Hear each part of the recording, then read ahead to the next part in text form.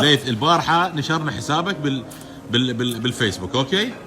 ليث البارحه نشرت حسابك بالفيسبوك والناس حكت وياك. ساعه واحده تقريبا نشرنا الحساب، مو؟ ايوه. زين، كم اتصال جاك البارحه؟ هواي. ايش قد يعني؟ هواي ما ادري. يعني تقريبا طبعا يموت على الحلويات. تقريبا ايش قد؟ ما ادري 50 100 ايش. زين اوكي.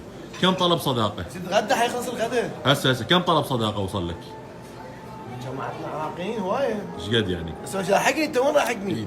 اريدك تصرح تصريح بعد انشاء صفحتك على الفيسبوك، صرح. صرحنا بعد قلنا بعد.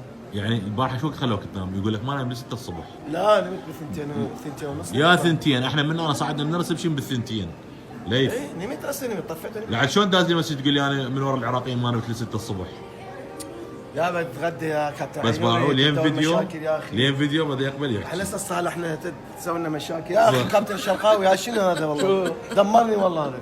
يا اخي انطوا بطاقه انطوا التيكت خليه يرجع العراق. شوف انا مع العراق. الله انا ما دخل، انا مع العراق ضدك. الله يا الكبير. يا عم زين عمان شنو بعد؟ انت شنو تدافع عن عمان؟ ما عم دافع عن عمان. لا شنو؟ عروبي عند عروبي يا شنو؟ عروبي حبيبي عند وصليني يا عراق. حبيبي تقبرني. يعني كابتن ماجد الخليفي بس ها؟